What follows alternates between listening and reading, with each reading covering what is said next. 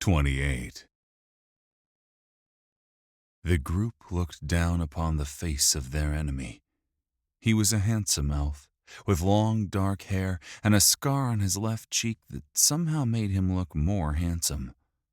It was a face that none of them recognized. Shock punched their sense of purpose full in the face. Until that moment, every one of them had known who they'd been fighting and why. Now, confusion tore at their sense of purpose. "What?" Wick sputtered, incomprehension on his face. "Who the hell is this?" "Not Barendiel," Gryph said. "Well, no shite, but that means—" "We've been set up," Overham said, his eyes moving to the dark hallway beyond the door. Tifila knelt next to the man, checking his vitals. "He is alive, but—" "Lost," Eret said. Overham turned to the Warborn, and then knelt next to the man who was not Barendiel, the man none of them knew. He closed his eyes and held his hand over the dweller's head. "Our large friend is correct. I can sense his mind, but it is locked away deep inside." "Can you wake him?" Gryph asked. "We need to know what we're dealing with." "If I had time, maybe." "But we do not have time," the Warborn said in a matter-of-fact voice that sent a chill trickling down Gryph's spine. "No, we do not." Without another word, Gryph gripped his spear and jogged into the darkened hallway beyond the door. A moment later, the group followed. As they ran, Tifila did her best to heal them all. Eret ran next to Gryph and kept glancing down at him, like a child nervous to confess a misdeed to a parent. "What is it, Eret?" "This is Eret's fault." "What do you mean?" Gryph asked, sending a sideways glance at Overham, whose grim face said he was paying attention.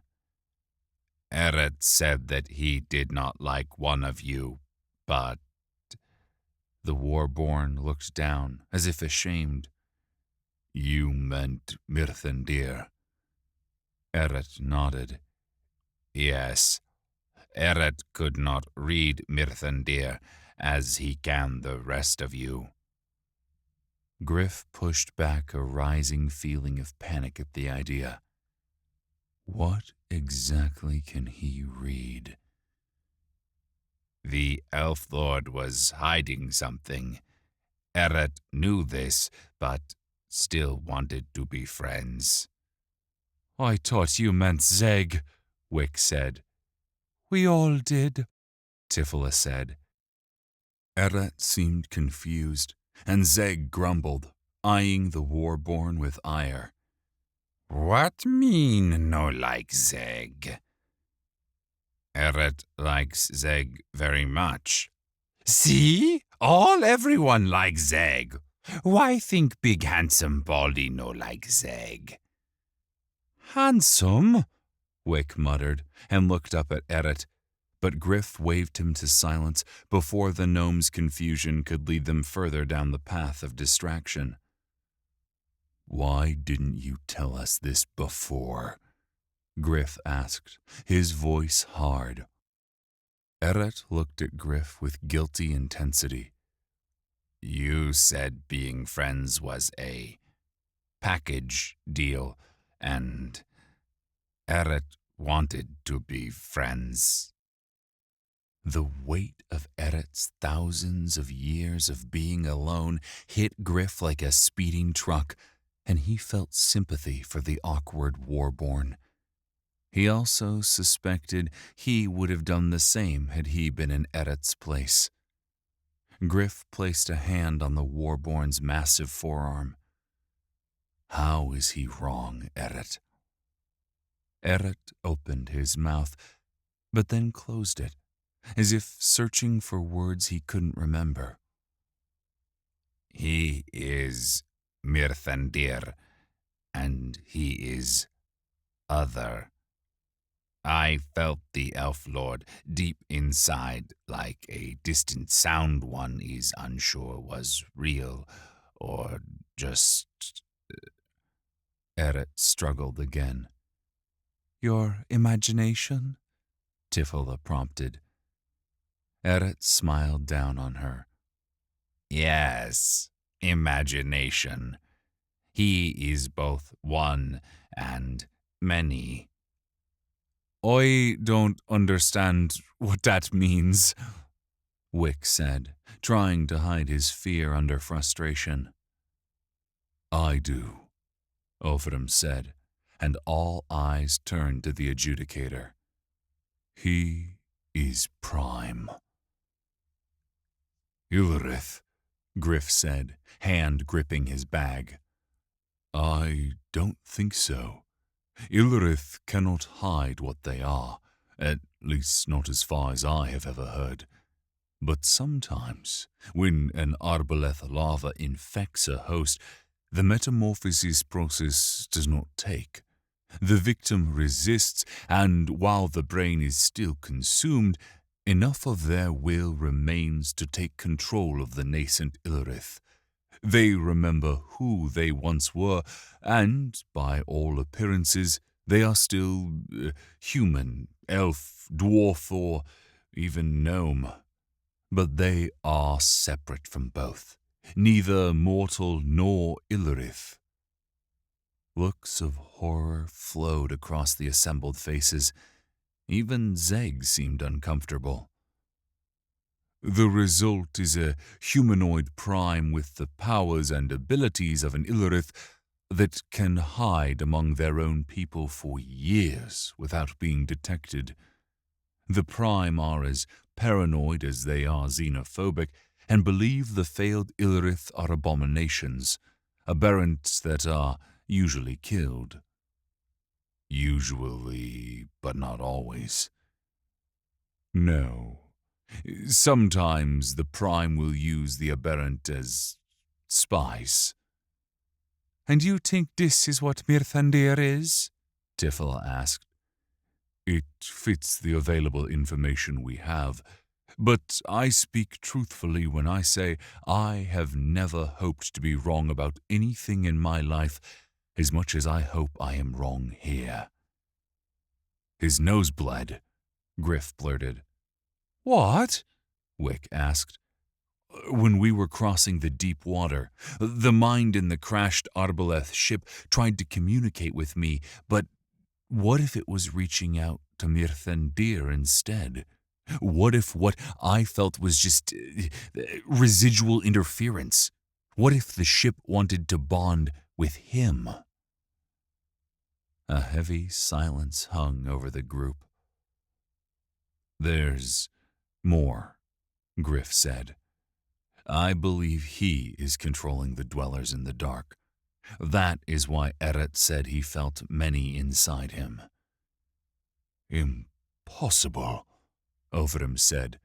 Ilrith are not strong enough to take control of other sentient beings without the aid of an Arbaleth. Are you sure? Gryph asked. When I defeated the Sword Maiden, she thanked me, as if her actions had not been her own. I am sure. But once a mind has been taken, an Ilrith could maintain that control, but they need an Arbaleth to break down the barriers. Unless what? Wick asked, his voice whinier than he'd intended. Unless he weakened his victim's mental resistance first. Perhaps some ancient and forgotten thought magic, a potion, or torture? Torture? Wick squeaked. Torture works super good. Lots of torture in Bixrithgal. How think Zeg learn magic? Wait, what? The gnome said, looking sideways at the imp on his shoulder. Mirthandir claimed to be a lore master, Tifla said.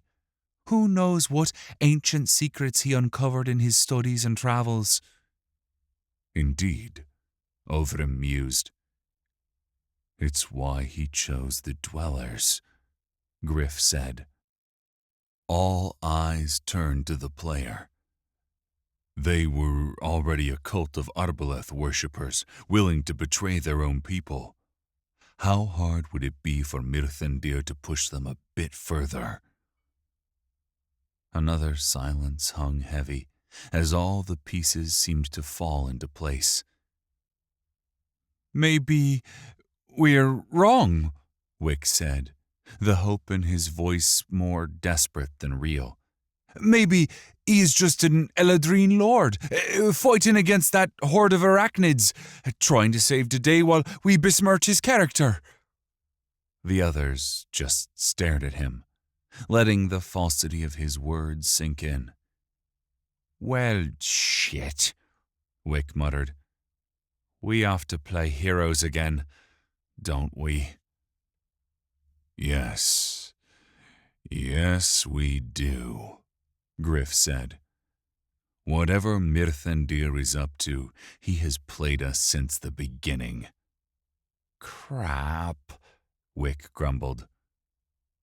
Are any of you feeling any ill effects from the vow or the ring of binding fellowship? Ovrim asked. No, Gryph said with a scowl, and tried to remove the metal band, but it would not budge. That makes sense, Tifla said. The others looked up at her. The terms of the vow heavily favored Mirthandir, for obvious reasons. They had many reasons not to trust us. The steward was the one that made us swear to the vow. You don't think he is working with Mirthandir? Gryph asked. I do not, Tifla said. The terms were logical. From Gartheniel's perspective, he was trying to ensure that we held faith with Mirthandir, which tells me that he had no obvious reason to believe Mirthandir would break faith with us. Or he is in on the whole thing, Wick said. Or that, Tifla said. So, it is logical to conclude that since the Prince Regent has broken faith with us, that our vow is nullified, otherwise we'd be feeling the debuffs, Ovrim said. Then why can't we take the rings off? Wick asked, tugging on the ring like a wannabe bride in a jewelry shop who'd tried on a wedding band that was too small. Perhaps due to the nature of the vow. Gartheniel has not released us, and it was him we made the vow to. So, Mirthandir probably still has the ring on as well, Gryph said. Can we use that to our advantage?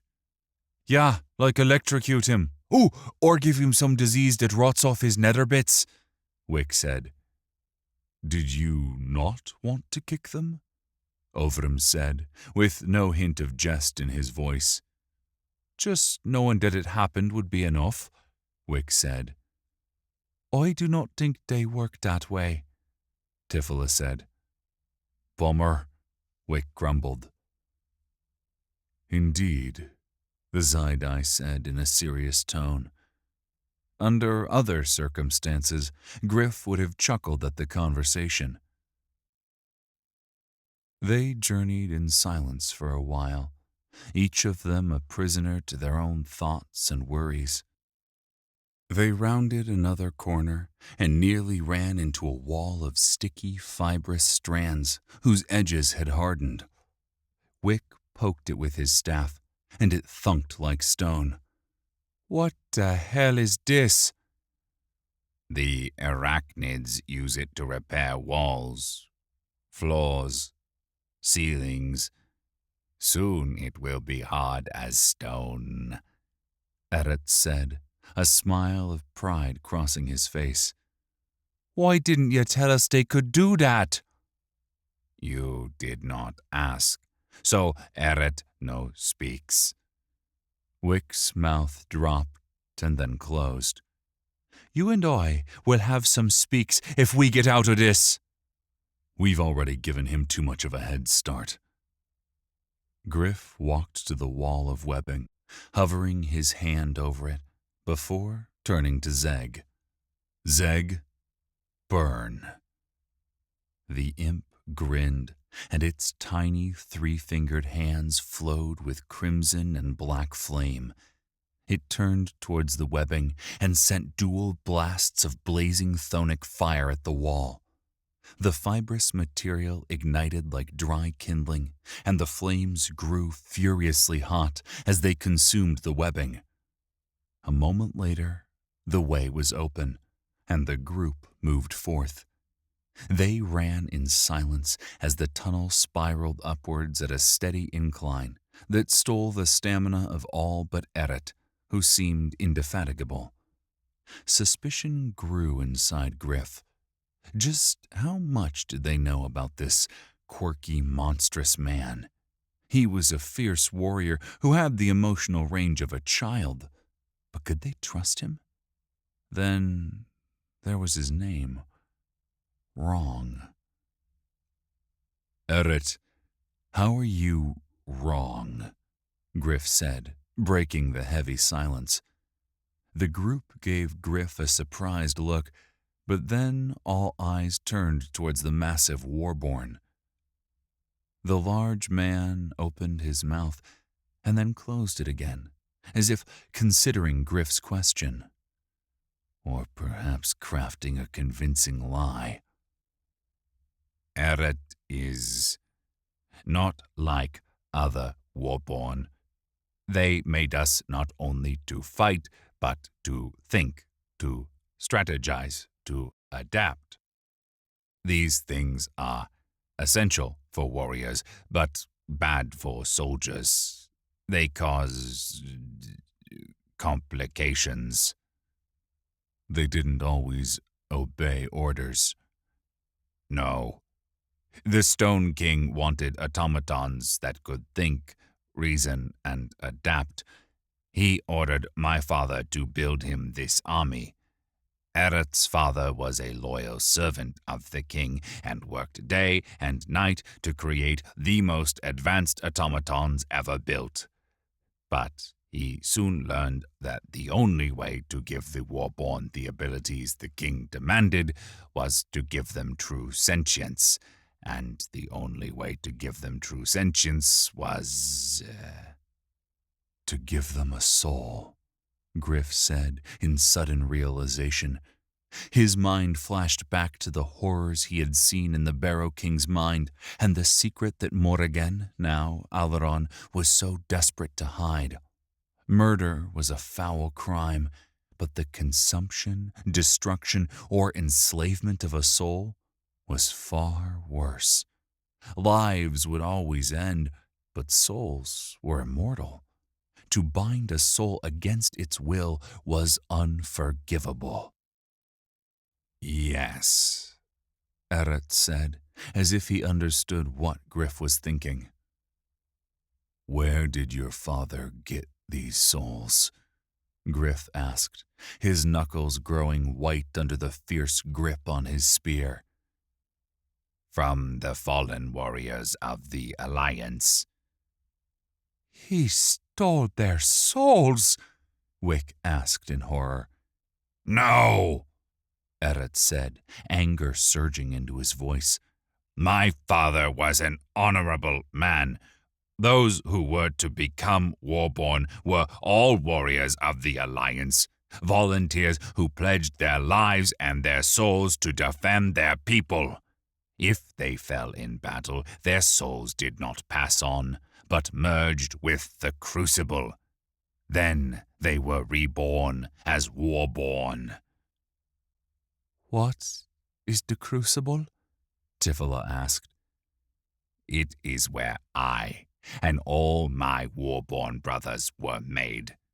It is at the top of the city in my father's tower. Perhaps I will take you there once we win." "Gotta love the confidence," Wick said, his tone suggesting that he did not share the Warborn's optimism.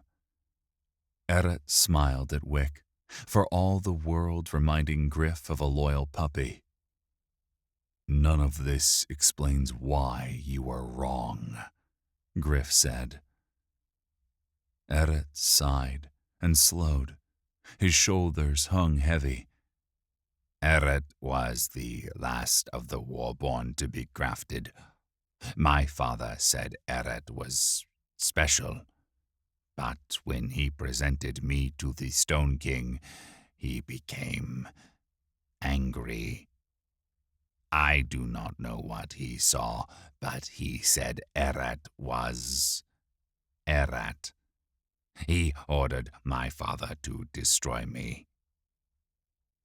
Gryph watched as the artificial man called wrong tried to process his feelings. The rest of the group, except Zeg with his inscrutable expression, looked at the massive man with sympathy. My father hid me and made my friends for me. Not long after that day, he came to me covered in blood and told me to hide. He called me son. And then he went to sleep. He never named me, so I took the only name they had ever called me. "Eret," Gryph said in a low voice. Yes, a funny joke. He grinned oddly, and they ran in silence once again. Soon they rounded another turn, and the floor evened out, ending at a large pair of open doors. We are here, Eret whispered. the Nexus. "This seems a bit convenient," Wick said, indicating the open doors. He reached for Tifila's hand. "He is baiting us," Gryph whispered, gripped his spear, and held a hand up for them to be silent. Then he activated Adventure Party and gave everyone telepathic bond. Everyone crouched down into stealth. "Stay here and cover me." Gryph crept forward, mana pulsing through his hands, at the ready to power spell or spear. Beyond the doors was a circular room that reminded Gryph of the bridge of a spaceship from an old science fiction show Bryn watched as a child. It was at least 200 feet wide, and dozens of thick stone columns disappeared into shadows above, supporting an unseen ceiling. At the center of the chamber was a raised platform with a series of metal and stone tables laden with levers, dials, and switches. To each side of the platform, a pair of wide sluiceways lay dry and barren. Pipes large enough to drive a car through emerged from the ceiling and hung above the empty stone reservoirs that themselves disappeared into pipes in the floor. It reminded Gryph of a primitive hydroelectric plant, and he imagined a time when the water flowed and the city was bustling. Gryph crept behind a nearby support pillar and peered around the room, bringing extra focus to his perception skill. Nothing threatening presented itself, but his instincts screamed ambush. He rushed to the next column, thankful that he'd invested a point into the stealth perk Speed. Otherwise, he would have been creeping forward no faster than a geriatric beggar. He reached the next column without incident and gazed around, begging perception to find what he knew in his gut was out there. That was when he heard it. A skittering teased the edge of his hearing like the distant rumble of an imminent thunderstorm. He looked around, but could not pinpoint the origin of the sound in the cavernous room. He knew what it meant, though. The arachnids were coming. The sound grew louder and seemed to come from everywhere. It distracted him enough that he didn't see the shadow above him until it was nearly too late. Gryph rolled away a split second before Mirthandir's staff hit the floor with such force that shards of stone flew up, nicking the player's face. Gryph spun his spear and on pure instinct activated parry, blocking Mirthandir's second attack. He pushed more stamina into counterattack, earning a grunt of pain as his spear sliced the Prince Regent along the forearm. "Gryph!" Wick sent in alarm as hundreds of metal feet smacked onto stone with dull clinks and formed a gauntlet around Gryph and Mirthandir. More of the metal creatures pushed Gryph's friends back through the doorway. Then the massive stone doors swung shut, crushing a dozen of the arachnids still trying to get through. The slam echoed through the room with a boom, and metal bolts snapped into the frame. As the doors sealed, Gryph felt his connection to the other members of his adventure party blink out like candles in a storm. Mirthandir grinned as he circled around Gryph like a predator teasing its prey. The automatons gave them both a wide berth. It seemed the elf lord wanted to have fun. He spun and thrust again, but Gryph's skill with the spear had increased significantly in the last few days, and once again metal crushed against the wood of the elf lord's staff. Gryph adjusted his grip and spun his spear, ripping the staff from his enemy's hands. Gryph pressed the attack, activating penetrating strike and impale, and thrust forward. His aim was true, but with a quick twist of his hand, Mirthandir summoned a dinner plate-sized hole in reality. The spear pushed through the tear, and then a stabbing pain erupted as the spear tore into Gryph's back, dangerously close to his kidneys. Confusion ripped through his mind as his health dropped by a third, and he lurched to his knees, the stun effect of impale holding him fast. Debuff added. You have been stunned. You cannot counterattack or move effectively for 5 seconds. Debuff added. You are bleeding. 5 damage per second. Gryph flailed in shock and tried to pull the spear from his back. The rift in reality shimmered in front of him, held open by the spear. The mind-bending irrationality of seeing his own back through the rift, mixed with blood loss and the stun debuff, made his attempts to remove the spear clumsy and painful. It was like trying to use a mirror to remove a splinter from your back while drunk. Instincts and expected direction were all askew. Mirthandir walked behind Gryph, grabbed the spear shaft, and wrenched it upwards. A scream tore at Gryph's throat, and his health dropped another 10%. Coupled with the debuffs, he would soon dip below 50%. I think it's time you and I had a conversation. To ensure Gryph was listening, Mirthandir grabbed the spear shaft and shoved it forward. Another scream echoed around the room, and his health dropped another 20%, bile mixing with blood in his mouth. What do you want? Gryph said, coughing a gobbet of bloody mess onto the floor. Mirthandir knelt down close to Gryph, one hand still gripping the spear, and he whispered, Give me the arbaleth eggs. Fuck you! Gryph felt a moment of satisfaction as he saw the elf lord's veneer of control leave his face. But then the spear tip twisted sharply in his back and punched through his abdomen.